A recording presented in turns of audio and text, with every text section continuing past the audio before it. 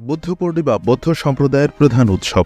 বৈশাখ মাসের এই পূর্ণিমা দিবসে বুদ্ধের জীবনের 3টি গুরুত্বপূর্ণ ঘটনা সংঘটিত হয়েছিল বলে দিনটি বুদ্ধ পূর্ণিমা নামে খ্যাত। খ্রিস্টপূর্ব 623 অব্দের এই দিনে গৌতম বুদ্ধ জন্মগ্রহণ করেন। 588 খ্রিস্টপূর্বাব্দের এই দিনে তিনি সাধনায় সিদ্ধি লাভ করে জগতে বুদ্ধ নামে খ্যাত হন এবং 543 খ্রিস্টপূর্বাব্দের এই দিনে তিনি মহাপরিনির্বাণ লাভ করেন। সিদ্ধার্থের বুদ্ধত্ব লাভের মধ্য দিয়ে জগতে বৌদ্ধ ধর্ম প্রবর্তিত হয়।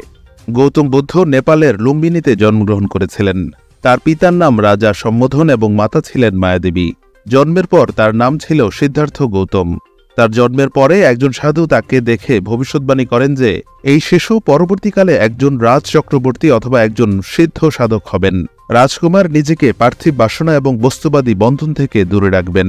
বৌদ্ধ পুঁথিগুলো অনুসারে পিতা সম্বোধন তার জীবনে বিলাসিতার সমস্ত রকম ব্যবস্থা করা সত্ত্বেও সিদ্ধার্থ বস্তুগত ঐশ্বর্য যে জীবনের লক্ষ্য হতে পারে না তা উপলব্ধি করা শুরু করেন।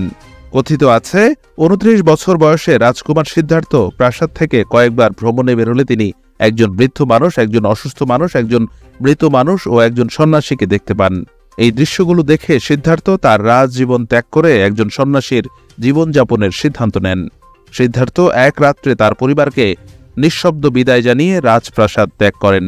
এরপর তিনি আধ্যাত্মিকতার পথে হাঁটেন এবং শীঘ্রই তিনি বিহারের বুদ্ধগয়াতে বোধি গাছের নিচে সত্যজ্ঞান অর্জন করেন।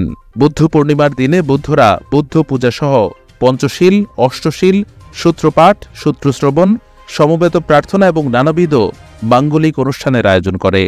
বিবিধ পূজা ও আচার অনুষ্ঠানের পাশাপাশি এদিন বিবিধ সামাজিক, সাংস্কৃতিক এবং ধর্মীয় অনুষ্ঠানেরও আয়োজন করা হয়। বৌদ্ধ বিহারগুলোতে বুদ্ধের জীবনের বিভিন্ন দিক নিয়ে আলোচনা সহ ধর্মীয় সভার আয়োজন করা হয়।